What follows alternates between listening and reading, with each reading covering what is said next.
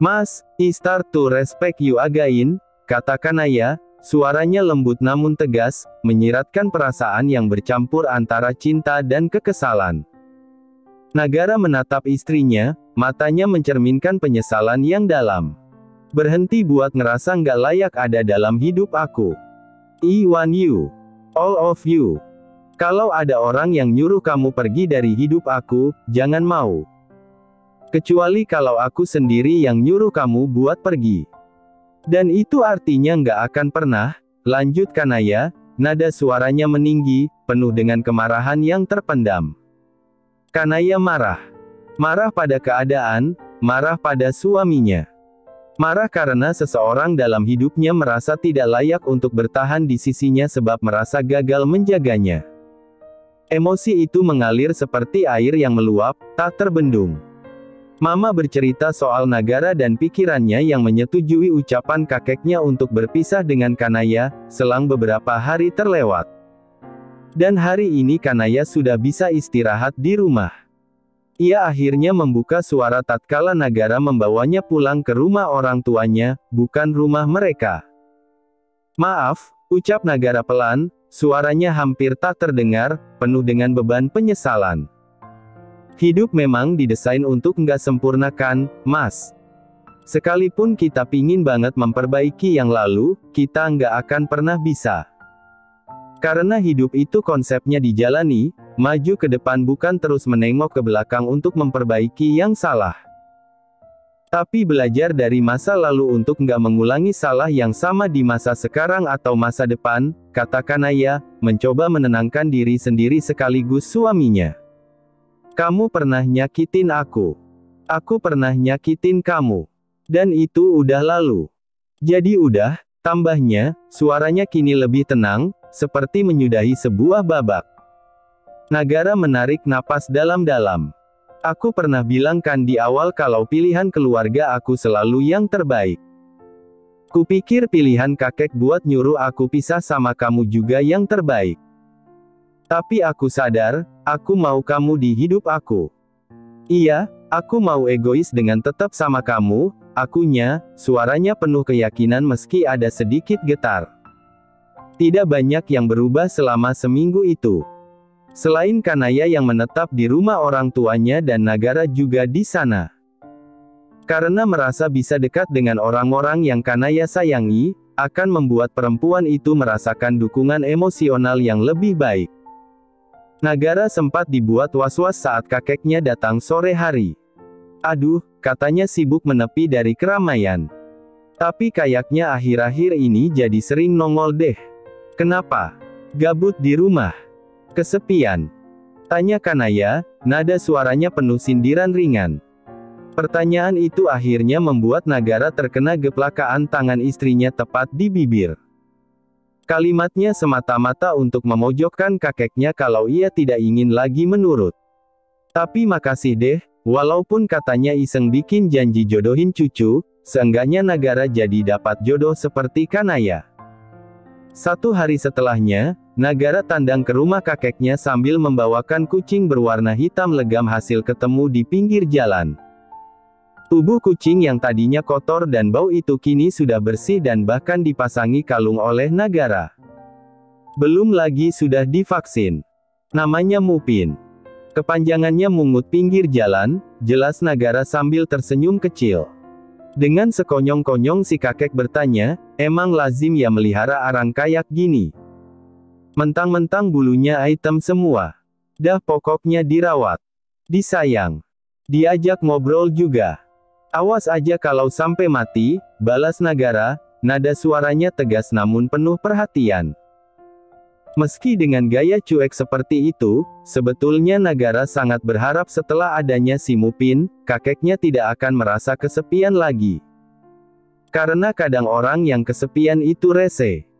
Suka ngajak-ngajak orang lain untuk ikut tidak bahagia juga.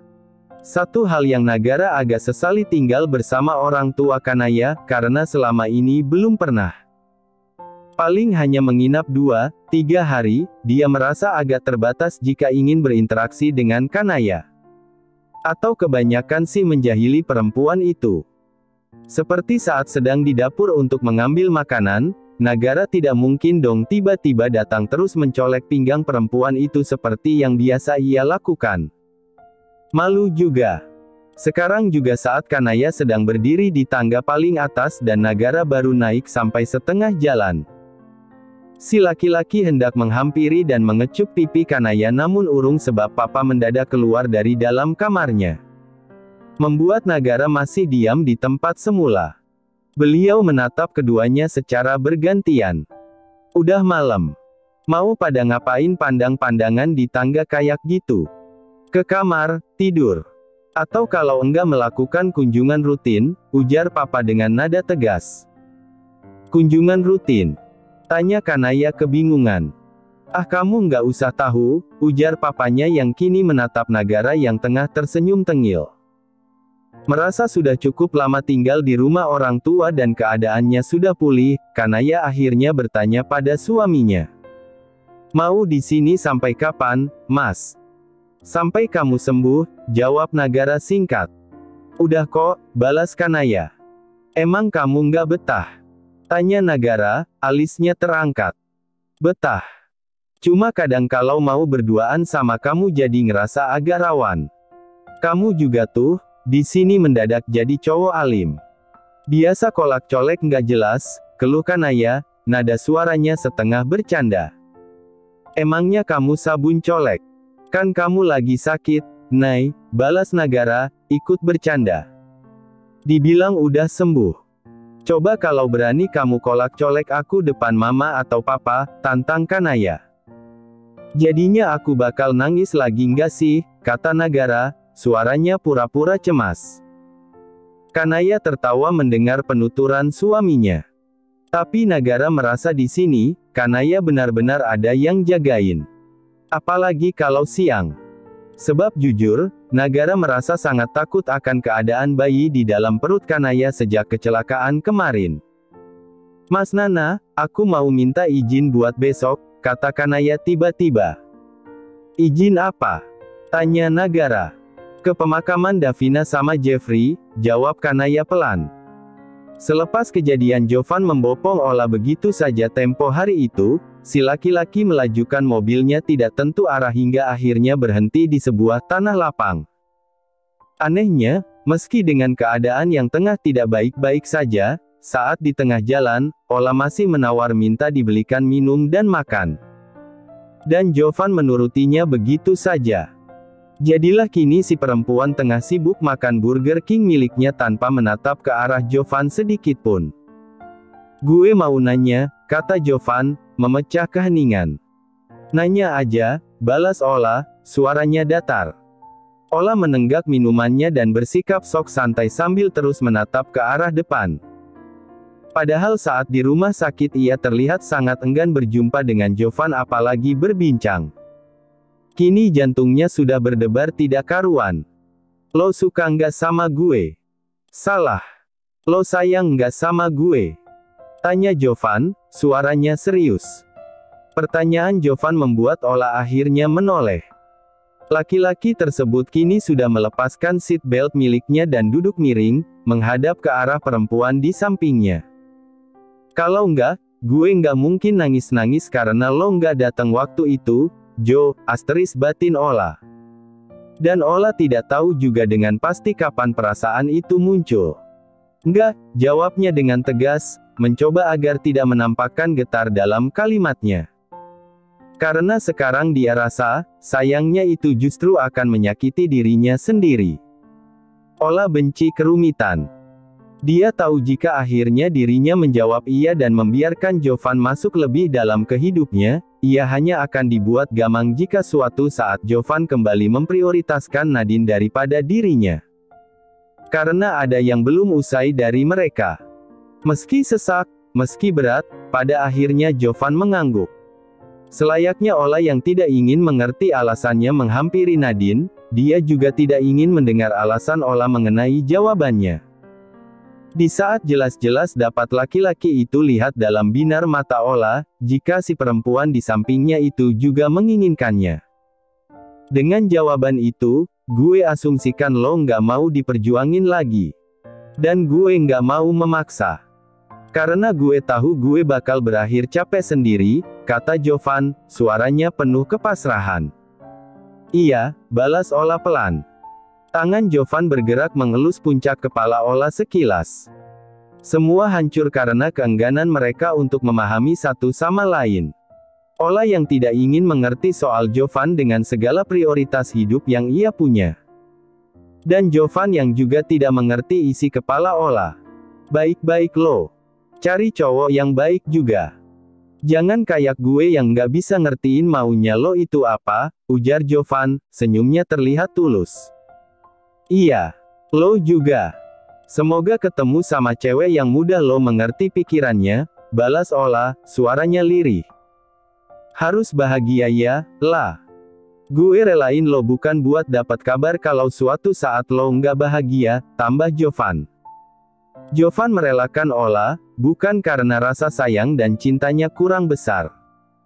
Namun karena perasaannya itu sangat meluap-luap hingga akhirnya dia rela membiarkan perempuan yang ia sayangi bebas dan pergi dari radarnya. Buat apa bareng-bareng kalau malah nyakitin? Mereka berpisah sebelum sempat bersama. Tanpa sebuah penjelasan yang berarti. Pisah gitu aja. Sesuai keinginan Kanaya, hari itu Nagara mengantarnya ke TPU Kaliraya. Seperti yang Kanaya katakan, semua orang akan mendapatkan karma atas apa yang mereka lakukan dan sebetulnya bukan tugas manusia untuk membalas setiap perbuatan jahat sebab semesta selalu punya caranya sendiri untuk memberikan balasan yang setimpal. Nagara masih diam di dalam mobil dengan seat belt yang belum ia lepaskan. Kanaya sempat menoleh dan menepuk pundak suaminya. Mas, panggil Kanaya lembut. Kamu bisa jalan sendiri kan, Nay? Tanya Nagara sambil menoleh dan tersenyum kecil. Aku tunggu di sini ya. Pemakaman selalu menjadi tempat yang membuat Nagara merasakan perasaan campur aduk. Lega karena di sana ia bisa menemui orang yang selalu ia rindukan. Juga sakit jika tersadar di tempat tersebut ada jarak yang begitu membentang luas antara kehidupan dan kematian. Bahkan untuk mengajak Kanaya ke pusara mamanya saja jarang. Apalagi saat ini ketika si perempuan ingin mengunjungi tempat peristirahatan terakhir dua manusia picik di sana. Nagara semakin enggan. Kanaya lantas mengangguk. Namun sebelum keluar, suaminya sempat menahan lengannya membuat ia menoleh. I love you, ucap Nagara tiba-tiba. Alih-alih mengatakan jangan lama-lama, seperti yang ia pikirkan, Nagara malah mengatakan hal lain. Dia ingin Kanaya mengambil waktu yang secukupnya untuk berkunjung ke sana. Mobil Davina ditabrak truk dari samping. Membuatnya terpental dari dalam mobil hingga jarak 5 meter sedang mobilnya sendiri ringsek tidak berbentuk. Nyawanya tidak terselamatkan meski dengan cepat dibawa ke rumah sakit. Dan lagi-lagi Jeffrey ada di tempat kejadian. Sama seperti ia yang menghampiri Nagara kala itu. Ia juga kini ikut duduk di sebelah Papa Davina. Diam. Sedang beliau tidak sempat menegur apapun sebab perasaannya terlalu carut-marut untuk dijelaskan. Rumah sakit yang berbeda dengan tempat Kanaya dirawat. Hingga akhirnya dokter keluar dengan gelengan kepala dan kalimat maaf. Seketika itu tangis Mama Davina pecah. Papanya hanya mampu menatap kosong. Sedangkan Jeffrey menoleh dan mengamati dua orang itu. Mengapa manusia suka sekali menangisi kematian? Itu yang Jeffrey pikirkan. Beberapa hari berselang, laki-laki itu ditemukan tewas di dalam ruang inapnya dengan keadaan overdosis sebab terlalu banyak menenggak pil. Ketimbang kembali dibuat menderita oleh Nagara, ia lebih memilih mengakhiri hidup, mesti dalam masalah ini, Jeffrey tidak memiliki sangkut paut apapun. Toh kankernya sudah menginjak stadium terakhir. Tidak ada bedanya mati kala itu atau beberapa waktu ke depan. Kabar itu baru Nagara dapati setelah Kanaya diperbolehkan pulang ke rumah. Jovan yang memberitahu. Hingga saat ini Nagara tidak merasakan senang, bahagia, atau lega. Dia justru merasa semua terlalu mudah bagi dua orang itu. Ia ingin mereka tersiksa dan menderita menjalani hidup dalam banyak tahun ke depan. Sebuah ketukan di kaca mobil membuat Nagara terkesiap. Ia pikir Kanaya yang kembali. Namun begitu menoleh, ia justru mendapati papanya. Saya tidak tahu harus mengatakan apa lagi, ujar Padera, suaranya pelan dan penuh penyesalan. Kalau gitu nggak usah ngomong, seloroh Nagara cepat. Jika Kanaya tengah bersamanya, pasti perempuan itu segera menegurnya sebab berperilaku tidak sopan. Padera diam. Dia bahkan tidak sanggup memanggil dirinya sendiri dengan sebutan papa. Saya minta maaf, katanya akhirnya. Buat kesalahan Anda yang mana nih? Tanya Nagara, nada suaranya sinis. Semuanya, jawab Padera. Maaf aja nggak cukup, balas Nagara tegas. Kalau mampu dan bisa, saya sanggup menukar jiwa saya dengan mama kamu. Agar dia tetap hidup, ujar Padera, suaranya penuh penyesalan. Dibikin perjanjian sama iblis, sindir Nagara. Saya sudah menerima fakta jika kedua orang tua saya sudah mati, lanjut Nagara, perkataannya seolah memberikan tamparan di pipi pria di hadapannya. Jika dia sudah tidak lagi dianggap dalam hidup anaknya. Saya sudah menutup masa lalu saya bersamaan dengan segala kekecewaan saya. Saya hidup di masa sekarang. Jadi saya nggak akan mau lagi mengizinkan masa lalu saya menghantui saya.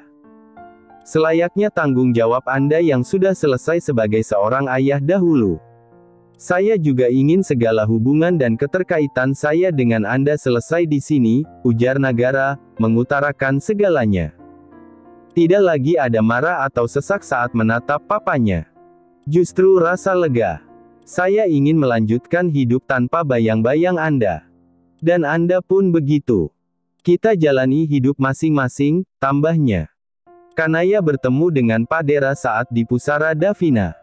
Beliau hanya berdiri sambil menunduk. Juga meletakkan satu buket bunga lili kesukaan Davina. Selepasnya mata mereka bertemu, lalu dia pergi begitu saja. Dan Kanaya tahu jika Nagara akan bertemu dengannya. Akan tetapi, ketimbang segera menghampiri, Kanaya lebih memilih diam di hadapan pusara Davina. Lama. Sebab ia tahu Nagara juga perlu menyelesaikan apa yang perlu ia selesaikan. Kini ia berjalan menghampiri suaminya yang tengah berjongkok sambil memeluk kedua lututnya sendiri. Menatap ke tanah dengan air mata yang hampir menetes. You did well, Mas Nana. Thank you for coming this far, kata Kanaya, suaranya penuh kelembutan. Tangan Kanaya terulur mengelus puncak kepala suaminya. Nay, menurut kamu mending warna biru apa hitam? Tanya Nagara, memegang dua potong pakaian dalam di tangannya. Hitam, jawab Kanaya singkat. Kenapa? Tanya Nagara lagi. Nggak tahu.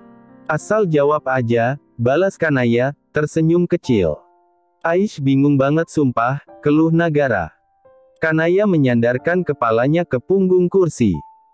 Kedua tangannya mengelus perut sambil terus memerhatikan Nagara yang masih belum mengenakan apapun selain handuk yang kini melilit bagian bawah tubuhnya. Ya ampun, Mas. Perkara sempak aja dibingungin, canda Kanaya. Nagara menoleh dan mencebikkan bibirnya ke bawah. Kamu kalau nggak mau bantu, mending diem deh, Nui, balasnya. SIAPPP, sahut Kanaya, tertawa. Mereka sudah kembali ke rumah. Itulah mengapa Nagara kembali dengan kebiasaannya yang freak. Dan bisa berlama-lama menyuruh Kanaya tetap berada di dalam kamar. Untuk memberikan usulan akan baju yang akan ia kenakan. Di mana dipikir Kanaya paling hanya minta saran warna setelan kemeja dan jas saja yang akan laki-laki itu kenakan untuk berangkat ke kantor. Ternyata sampai dalamannya juga ditanyakan cocoknya warna apa. Hitam tuh kayaknya warna netral deh, Mas. Jadi kayak cocok-cocok aja, komentar Kanaya dengan sok serius padahal hal yang ia omongkan itu perkara sempak. Lagian kalau kamu pakai celana SPIDERMAN juga nggak ada yang tahu. Kecuali kalau kamu mau pamer daleman. Atau mau adu pedang sama Mas Jovan. Ketahuan tuh. Atau celana kamu melorot, lanjut Kanaya, tertawa. Pinter. Aku pakai sempak Spiderman aja, Nay. Mana ya, aku lupa ditaruh di mana, kata Nagara, ikut bercanda. Iya, Nagara punya satu lusin celana dalam dengan gambar kartun. Macam-macam. Bahkan yang gambar Upin dan Ipin juga ada. Kamu beneran mau di sini? Nggak mau kuantar ke rumah mama aja? Tanya Nagara. Berhubung mobil Kanaya sedang direparasi dan sepertinya perempuan tersebut juga masih agak trauma menyetir sendiri, Nagara kembali bertanya. Iya, jawab Kanaya. Sendirian loh, ujar Nagara, menggoda. Terus so what gitu loh. Balas Kanaya, nada suaranya penuh tawa. Yah, meski iya-iya saja dan akhirnya berangkat ke kantor, Nagara tetap saja kepikiran. Akhirnya dia membuka ponsel dan mengirimkan pesan kepada istrinya. Nagara, Nay, ke kantor mau nggak? Nagara, tidur-tiduran aja di sofa. Nagara, aku jemput ya. Kanaya, astagfirullah. Nagara, jemput. Itu autokorek sumpah. Kanaya, ya kalau aku mau aja. Kanaya, cuma tadi mama yang buka chat dari kamu. Si mama lagi di sini. Aku nggak sendirian kok. Tenang. Mata Nagara lantas melotot. Nagara, NAYYY. Gimana dong? Nagara, kalau aku nggak jadi direstui lagi gimana? HUEEEE. Nagara, bilangin itu keyboardnya yang berdosa. Bukan AKUUU. Kanaya, Mas Nana jangan ngetik pakai huruf gede kayak gitu. Mata aku sakit bacanya. Nagara, bener ternyata. Kanaya, apa? Nagara, yang gede-gede selalu bikin sakit. Kanaya, woi aku tunjukin ke si mama sumpah. Berbeda dengan Nagara yang kini sudah sedikit bisa hahaha, Jovan cuma bisa huhuhuhu. Alias sedih mulu. Galau. Bahkan live Instagram Bunda Korla aja sekarang udah nggak bisa bikin dia ketawa girang. Segala perubahan dalam dirinya membuat Nagara dan Haidan agak risau. Hingga akhirnya saat bubaran kantor, dua temannya itu mengajak Jovan pergi ke tempat karaoke. Nggak nyewa cewek iya. Pure mau nyanyi dan membiarkan Jovan teriak-teriak menghayati lagu. Di mana dia sudah menyanyikan lagunya Pinkan Mambo selama 3 kali. Sebagai kekasih yang tak dianggap, aku hanya bisa mencoba mengalah, menahan setiap amarah. Keputusan yang agak Nagara sesali karena suara Jovan ternyata jelek banget. Dia bahkan harus menutup kedua telinganya agar tidak pengang kebanyakan mendengarkan. Sedangkan Haidan malah ketawa-ketawa dan joget sambil nyawer Jovan. Aduh, serak gue. Gue beli minum dulu, pamit Jovan sambil keluar dari ruangan. Saat menutup pintu dan memundurkan badan, tanpa sengaja ia menyenggol orang yang tengah berjalan di belakangnya. Membuat Jovan buru-buru memutar badan dan berkata, sorry. Iya, nggak apa-apa Jovan. Tanya Acha, suaranya ragu. Acha memanggil nama Jovan, membuat laki-laki itu menaikkan sebelah alisnya. Suaranya sih nggak asing. Cuma Jovan nggak begitu mengenali orang di depannya karena hebohnya riasan di wajah. Belum lagi pakaian yang dipakai. Kayak mau ikut acara cosplay anime. Sampai Jovan menyipitkan matanya dan dia ngeh kalau itu Acha. Untuk memastikan lagi, ia mengukur tinggi badan gadis di hadapannya dan ternyata beneran si tuyul. Soalnya pendek. Acha baru saja mau basa-basi. Sial banget, mesti ketemu Jovan di sini, asteris pikirnya. Tadi teman-temannya yang memang pencinta anime bikin acara karaokean gitu tapi sambil cosplay tokoh anime. Agak memalukan, dan bodohnya Acha mau-mau saja. Dipikirnya sekalian refreshing, abis semua kegaduhan yang terjadi setelah Davina meninggal. Karena mama perempuan itu meminta hak harta warisan anaknya. Takut kalau seumpama semuanya dilimpahkan ke Acha yang bahkan bukan bagian dari keluarga tersebut. Pak Jo, Acha belum selesai bicara. LARIII. Ada WIBU. Pekik Jovan sambil menoyor kepala Acha pelan dan segera berlari kecil meninggalkannya. Anjing lo ya. Pekik Acha. Dia sudah tidak bekerja di kantor yang sama dengan Jovan. Jadi harusnya nggak apa-apalah ya ngomong kayak gitu. Terima kasih sudah menonton, guys. Jangan lupa klik like jika kalian menikmati cerita ini, subscribe untuk update konten seru lainnya, dan tinggalkan komentar di bawah tentang apa yang kalian pikirkan atau cerita apa yang ingin kalian dengar selanjutnya. Dukungan kalian sangat berarti. Sampai jumpa di video berikutnya.